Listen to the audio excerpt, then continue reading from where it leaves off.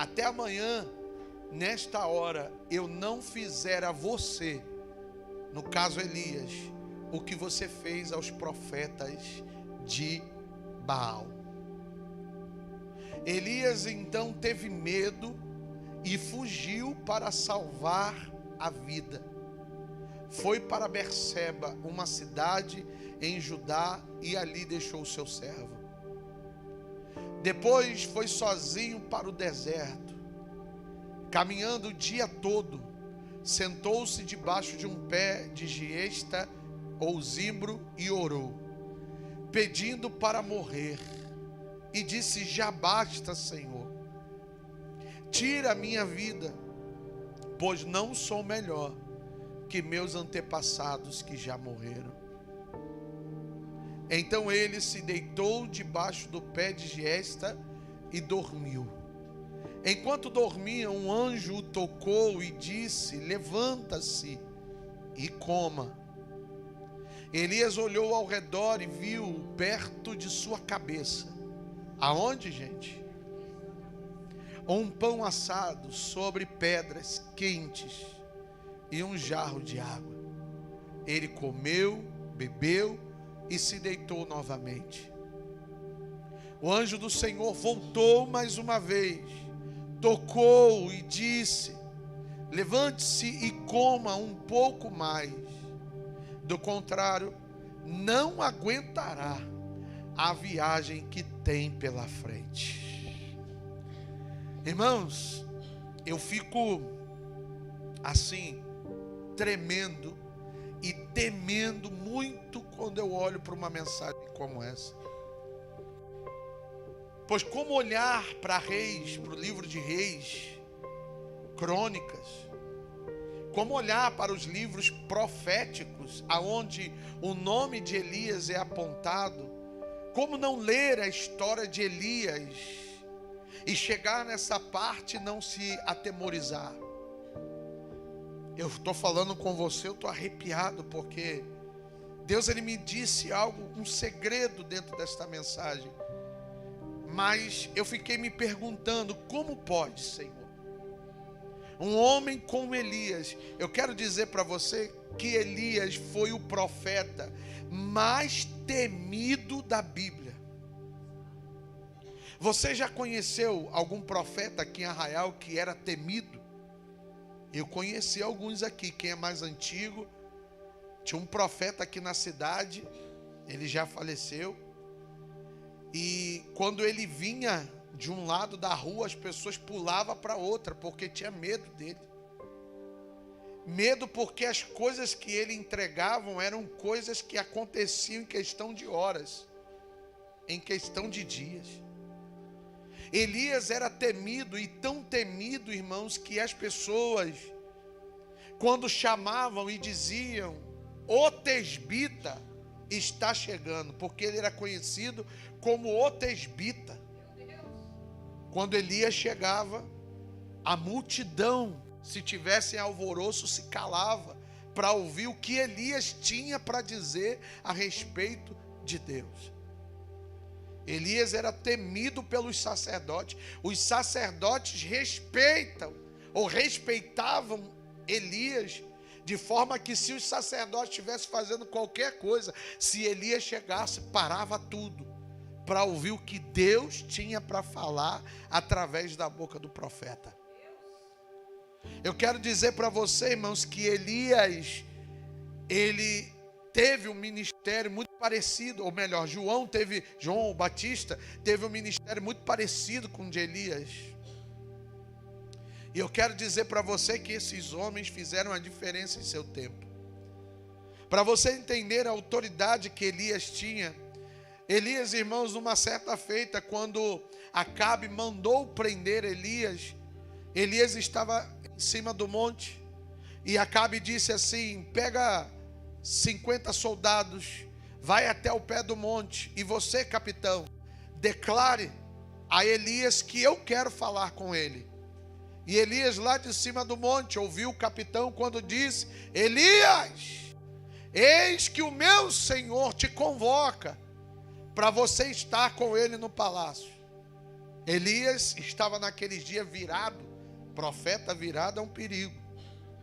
Então a Bíblia diz que Elias orou dizendo assim: se sou homem de Deus, que caia fogo do céu e consuma você e todos os seus soldados. A Bíblia diz que fogo do céu caiu e consumiu aquele capitão e os 50 que estavam com eles. Acabe, ainda não satisfeito, pegou agora 100 homens e disse: vá até Elias, leve os teus soldados e diga que eu quero falar com ele imediatamente. O capitão chegou lá e gritou: Elias, Acabe manda você descer agora. Ele te convoca. Elias, pela segunda vez, porque senão pela primeira vez iam dizer que foi um cometa, foi uma aberração da natureza que aconteceu. E pela segunda vez Elias diz: se eu sou um profeta do Senhor, se eu sou homem de Deus, que caia fogo do céu e consuma você e os teus soldados. E o fogo desce e lambe todos aqueles homens. Acabe, não satisfeito, ainda mandou pela terceira vez. Só que dessa vez o capitão que chegou lá caiu de joelhos e disse: ó profeta Elias, tenha misericórdia de mim, porque eu tenho família. Por gentileza, desça. Irmãos, você consegue entender? Você consegue imaginar um homem que tinha tanta autoridade para dizer fogo cai e o fogo cair? Eu não sei se você está entendendo. Eu não estou contando para você uma historinha, um mito. Eu estou dizendo para você algo que é verdade, que aconteceu, que está na Bíblia.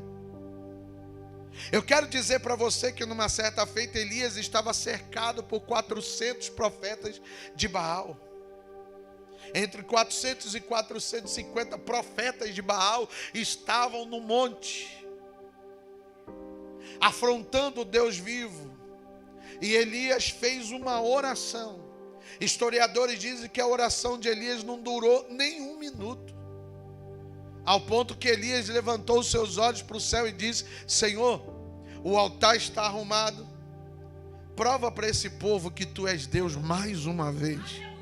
A Bíblia diz que o fogo e Elias, ele tinha uma relação íntima com o fogo de Deus. Isso aqui é uma outra mensagem. A Bíblia diz que o fogo desceu, consumiu o sacrifício que estava no altar, lambeu a água que Elias tinha colocado ao redor. Elias era um homem extremamente ungido, consagrado, um homem que se separava. Agora eu me pergunto, como um homem como Elias, cheio da unção de Deus, cheio da autoridade de Deus, chega ao ponto de dizer para Deus: já basta, eu quero morrer. Já basta, eu quero morrer. Se você piscar na mensagem, você perdeu, hein? Como é que um homem como Elias chega a um nível desse? Eu comecei a procurar. Eu comecei a estudar e comecei a buscar da palavra. Por quê? Por que Elias chegou a esse nível? E muito se fala que Elias estava cansado, que Elias estava no seu limite, que Elias estava isso, mas o Senhor me faz abrir a Escritura e me faz enxergar algo além de cansaço. Algo muito além do que simplesmente um cansaço físico. Algo muito além do que, presta atenção aqui, gente, algo muito além do que simplesmente uma fadiga mental. Ali Elias estava mentalmente cansado. Não, irmãos. Na verdade, eu percebo que Elias, ele tinha um relacionamento próximo com Acabe. E por que isso, bispo?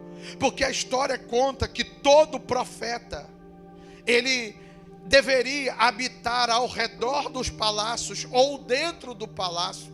Assim, o sacrifício era feito pelos sacerdotes, mas a palavra vinda de Deus era da boca do profeta.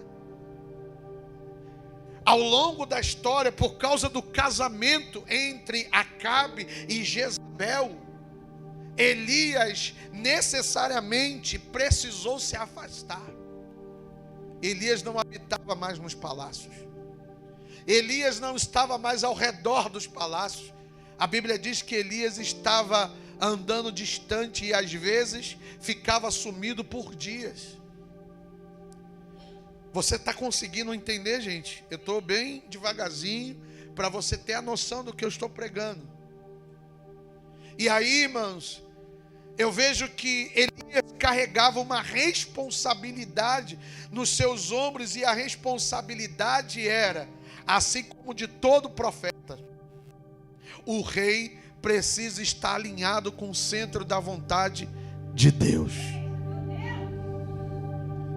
E eu te provo isso. Por exemplo, a palavra de Deus vai dizer, irmãos, que o profeta Natã, ele foi escolhido para ser alguém que alinhasse o ministério de Davi. E tantos outros reis tiveram seus profetas que falavam, como o rei Asa.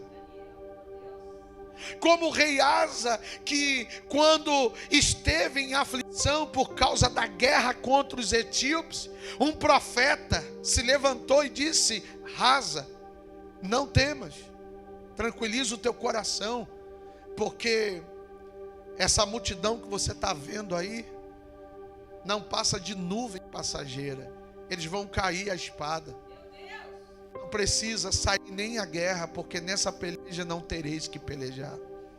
Irmãos, e ao olhar para esse texto, eu percebo, irmãos, que na verdade o que o profeta de Deus está vivendo é um período de frustração. Eu não sei se você assistiu o vídeo que eu postei ainda há pouco, lá no deserto.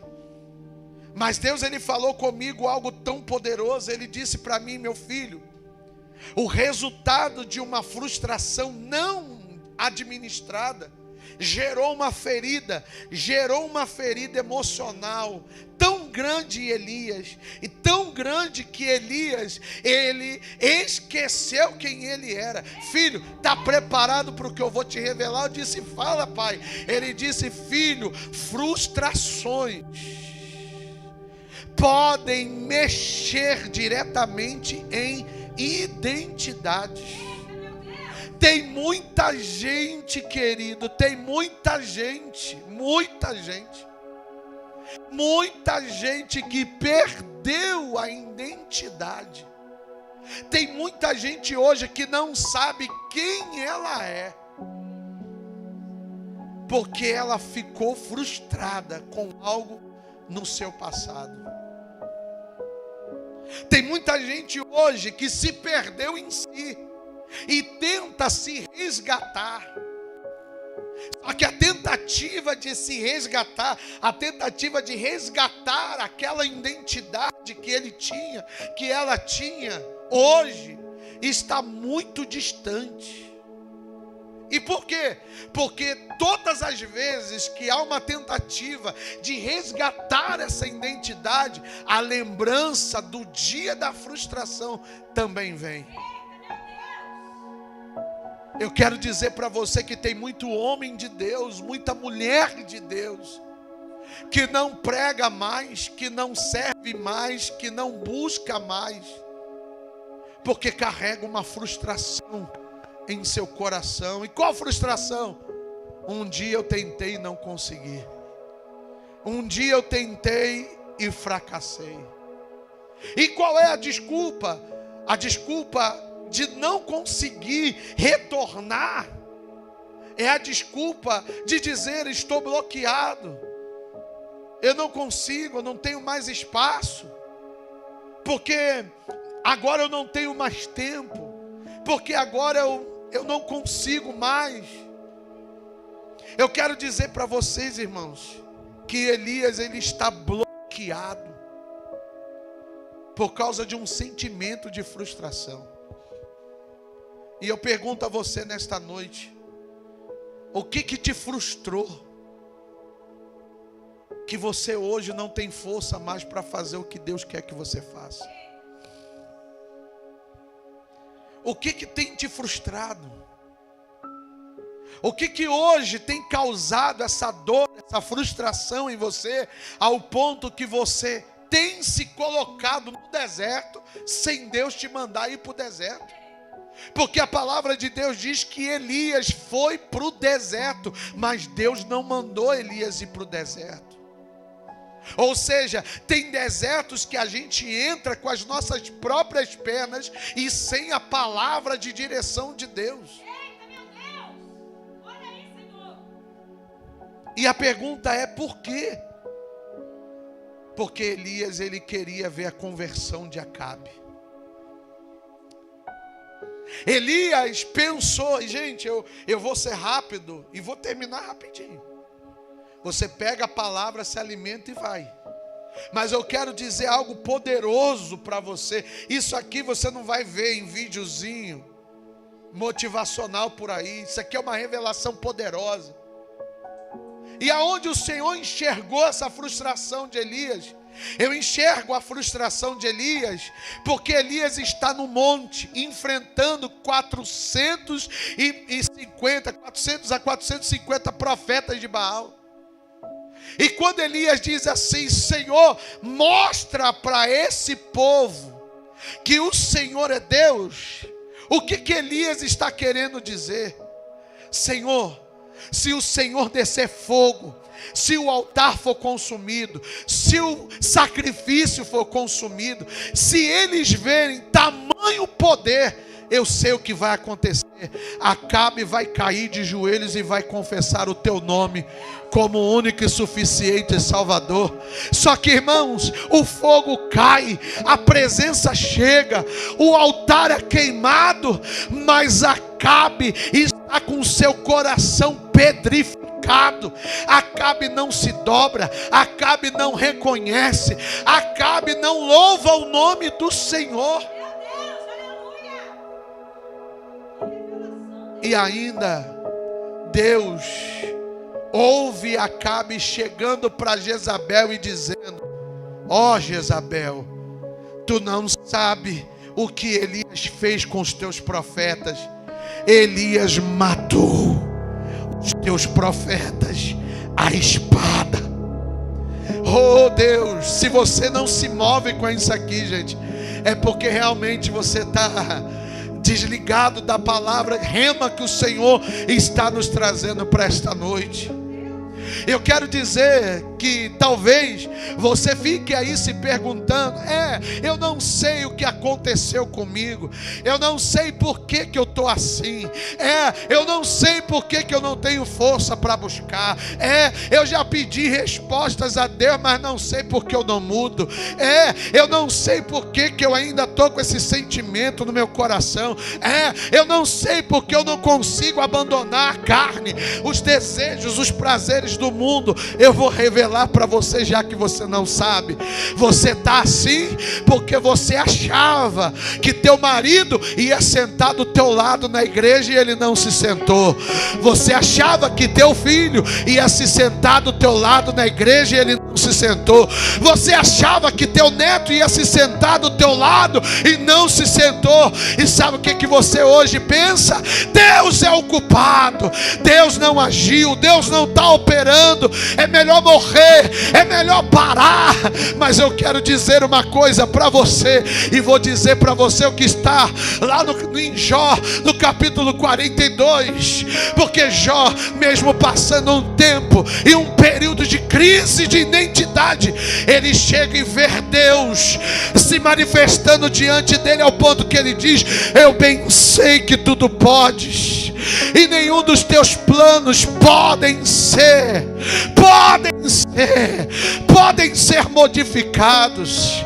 Eu quero dizer para você, queridos, em nome de Jesus, você pode não mostrar reação nenhuma enquanto você está sentada na cadeira, mas eu sei que a palavra está fazendo efeito em você, porque o Senhor, Ele me deu essa palavra. Ele te diz: até quando você vai deixar de viver porque alguém não quer servir ao Senhor? Até quando você vai deixar de mergulhar em Deus por causa dessa dor, por causa dessa frustração? Domingo fogo, a palavra de Deus foi: não para por causa de Demas. E hoje o Senhor está dizendo: não para e não se coloque em desertos por causa de Acabe.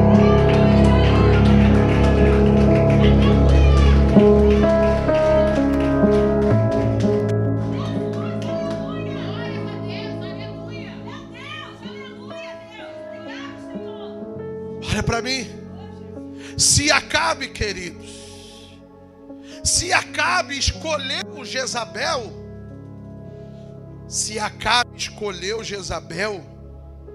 então que Acabe siga o caminho dele. Mas eu quero dizer para você, os planos de Deus não se frustrarão. Bispo, eu quero dizer para o Senhor que lá atrás eu fracassei no meu ministério. Eu fracassei. Lá atrás eu fui menino. Eu negligenciei minha vida com Deus. E isso me frustrou. Bispo, eu quero dizer para o Senhor que eu passei por algumas situações na minha vida que me frustraram. Coisas lá atrás que me frustraram e que hoje estão me bloqueando, impedindo com que eu avance. Talvez seja exatamente isso que esteja matando você, sua família, seu ministério, sua casa. Logo você que tem um ministério tão poderoso nas mãos de Deus. E isso é tão verdade que todas as vezes que você é confrontado sobre isso, você levanta o motivo da tua frustração, você se lembra, você traz a memória. E falando em memória, eu vou entender, pois a palavra de Deus vai dizer, irmãos, que Elias, ele se coloca no deserto. Ele vai para o deserto. E o tempo todo o Senhor está cuidando de Elias. Fala comigo, o tempo todo. Mesmo Elias estando frustrado, Deus estava cuidando dele. E como é que o Senhor sabe que Deus estava cuidando dele? Porque o anjo apareceu? Não. Deus estava cuidando de Elias porque no deserto não nasce pé de zimbro. No deserto não nasce pé de giesta. Ou seja, Deus fez brotar algo no deserto para que o profeta tivesse uma sombra para recostar a sua cabeça. Você não consegue ver isso, você não consegue enxergar isso, é sério? Que mesmo em meio aos seus períodos de frustração, Deus ainda tem tido misericórdia de você. Deus ainda tem guardado você. Deus ainda tem te protegido. A Bíblia diz que Elias chega no meio do deserto e ele está tão exausto. Só que a exaustão de Elias não era fisicamente. A exaustão de Elias era o quê? E é tão forte isso, gente, que a Bíblia diz que o deserto é bem grande. Fala, o deserto é bem grande. Só que Deus me dá algo tão poderoso. Eu só tenho a agradecer a esse Deus, irmãos, por causa da revelação da palavra. Eu li com você ainda há pouco que enquanto Elias está dormindo não, paralisado, porque a palavra dormir aponta também para paralisia, bloqueio. O anjo vai lá e coloca um pouco de água e um pedaço de pão próximo da onde?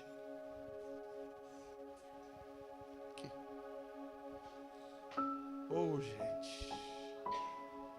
Jogar uma mensagem dessa fora é como pegar uma mala de dinheiro e falar assim: eu não quero.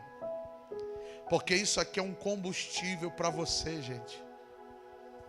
Ou você incendeia hoje de novo, ou então vai ser difícil pegar de novo no tranco. Porque eu estou te entregando uma palavra rema. O anjo sabia aonde o inimigo estava atacando Elias. Era onde? A frustração, ela não começa na palma da mão. A frustração, ela começa aqui, com pensamentos intrusivos, com palavras e pensamentos que Deus nunca disse e nunca pensou. Eu quero dizer para você, irmãos, que Elias, ele chegou a um nível de ataque tão grande que ele fez o que eu jamais imaginaria ele fazer. Pedir a morte? Não. Se comparar com pessoas do passado. Quando a gente está em um nível de bloqueio e de frustração, a gente começa a entrar em níveis de comparação. O que o senhor está falando, bispo? Desmistifica para mim, simplifica. Claro. Eu estou dizendo para você que Elias entrou no que a psicologia chama de sombra do saudosismo. O que é a sombra do saudosismo? Porque eu já fui uma missionária. Não, porque lá no passado eu era do coral. Porque lá atrás eu já fui obreiro. Não, lá atrás eu pregava. Eu quero dizer para você, irmãos, que esse é o perigo de quem entra na sombra do saudosismo. Porque vive da glória que já foi passada. E esquece que Deus não se importa, a não ser que ela viva o que ela queira viver diante do seu presente. Elias chega ao ponto de repetir o que muitos outros homens repetiram: eu não sou melhor do que os meus antepassados. Eu quero te pedir em nome de Jesus, eu vou te apontar um caminho. Você quer sair desse tempo de frustração? Sim ou não? Apague a sombra do passado. Eu quero dizer para você que Deus não está mais no passado. Deus hoje quer que você olhe para o presente. O que aconteceu lá na igreja A, porque lá na igreja A, lá do fulano de tal, do pastor de tal, bispo de tal, apóstolo de tal, aconteceu isso, irmãos, você não está mais lá. O tempo já passou, os dias já se passaram, as geografias já mudaram, as pessoas mudaram. Por que você ainda está lá? Olhe para frente. Aí eu quero dizer para você que a Bíblia diz que Elias se levanta. O anjo chama. Elias, se levanta. Elias, Elias. Elias levanta. Elias, tem pão aqui. Tem água. Pão fala, irmãos, de... Já ensinei para vocês, o pão aponta para o quê, gente? O pão aponta para Cristo, sim, mas o pão aponta para vida, força, dínamo. E a água representa o quê? Purificação. Tem a força, mas purifica a tua mente. Só que, irmãos, Elias, acontece com Elias o que aconteceu com aquele cego, que Jesus teve que mandar ele lavar os olhos 2 vezes. Porque a primeira vez que Elias levanta, come, bebe, ele não tem. O que Elias estava carregando era tão sério, mas tão pesado, que Elias volta a dormir. O Deus que eu conheço, eu finalizo aqui, tá? O Deus que eu conheço é um Deus que insiste. Fala, Deus insiste na vida de um Elias. Porque Deus sabe que as frustrações de Elias não apaga o legado, a história. A Bíblia diz que o anjo de novo, Elias,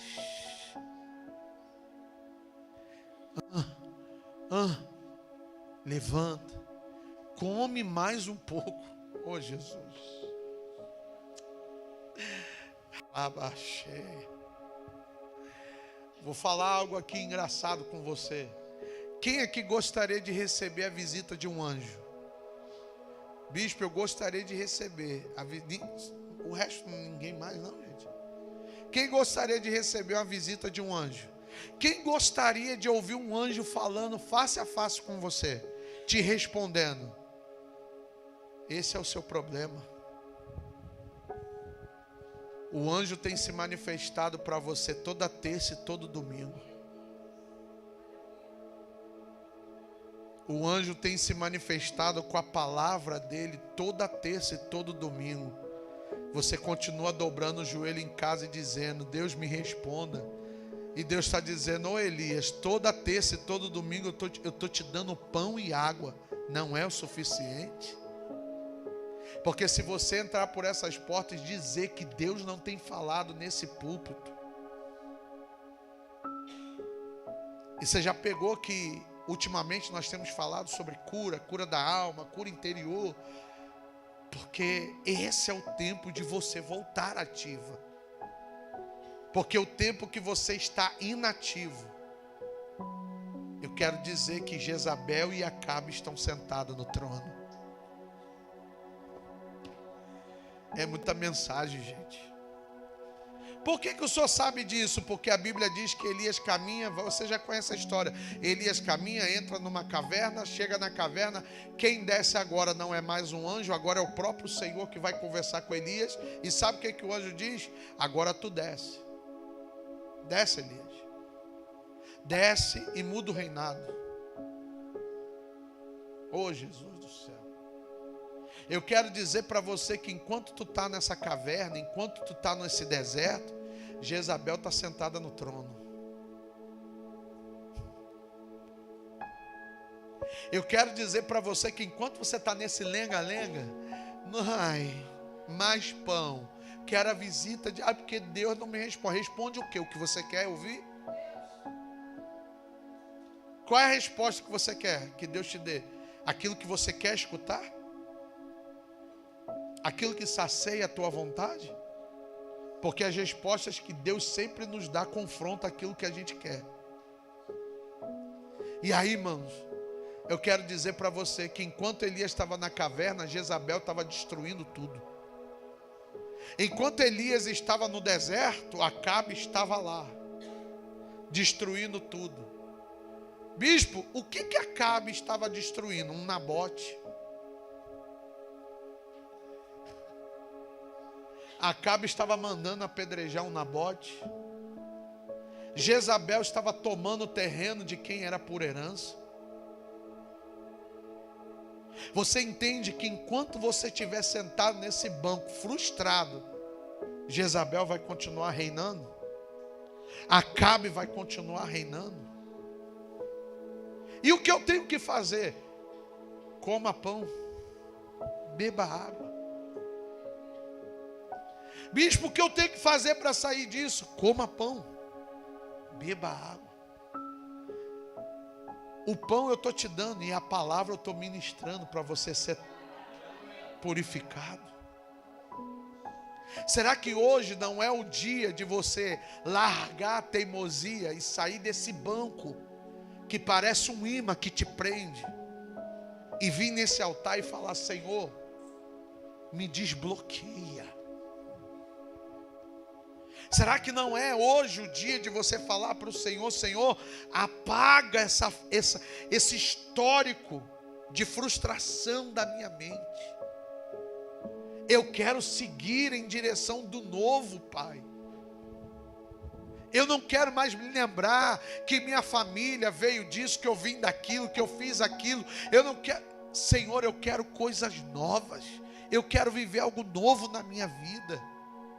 Quero viver uma história diferente, Senhor. Será que não é hoje o dia de você fazer isso? De você não olhar mais para a direita, para a esquerda, mas você agora falar: Senhor, enquanto eu estou aqui frustrada, meus filhos estão perecendo. Enquanto eu estou aqui frustrada, minha família está se dissolvendo e Jezabel está dando suas ordens.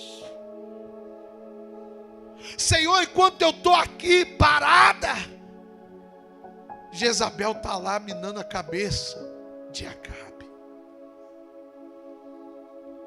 Senhor, enquanto eu estou aqui, Senhor, parado, meus filhos estão frustrados, estão sem força, estão com crise de ansiedade. Enquanto eu estou aqui parada, meu casamento está acabando, Senhor. Enquanto eu estou aqui parada, a obra não está sendo feita. E eu, a cada dia que se passa, estou ficando mais e mais e mais frio e mais distante.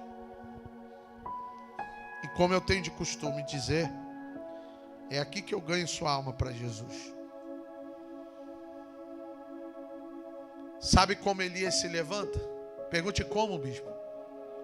Fazendo o que ele mais amava fazer. Pergunte o que, meu bispo? Sendo profeta.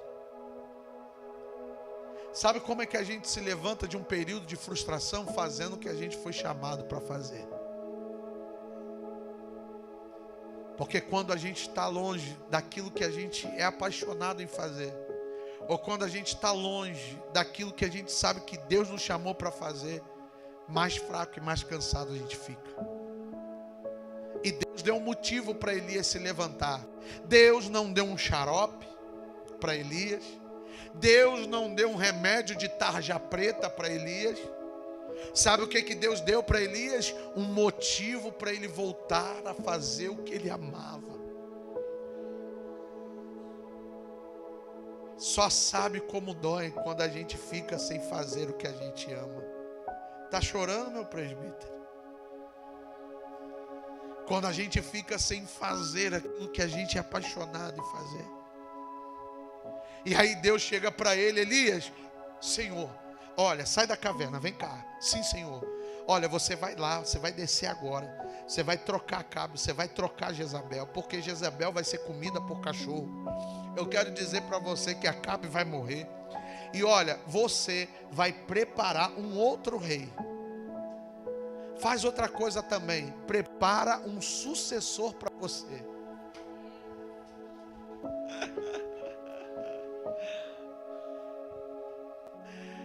O que é preparar um sucessor, bispo? Elias, você não vai mais andar sozinho. Porque lá atrás, teu lugar sempre foi no deserto. Mas agora tu vai ter um garoto que vai andar do teu lado e vai ser igual a você.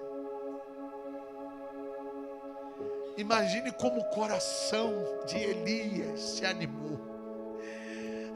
Caraca, eu pensei que ia morrer, mas agora Deus me deu um motivo para viver. Eu vou voltar a fazer o que eu amo fazer. Eu vou voltar a ser quem eu sou. Elias desce. E a primeira coisa que ele faz, ele vai na casa de Eliseu. Filho, Deus manda dizer, é contigo. E ele joga a capa em cima de Eliseu.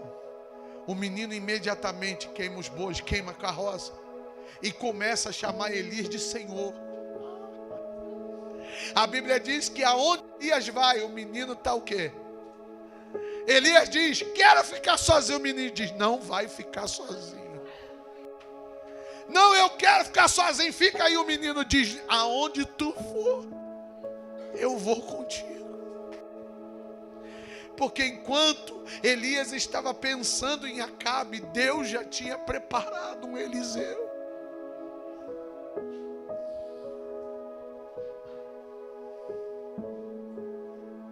Para de pensar nessa frustração. Para de olhar para essa dor. Volte a olhar para o propósito. Volte a olhar para a tua chamada. Volte a fazer o que você mais ama fazer. Volte a servir como você gostava de servir.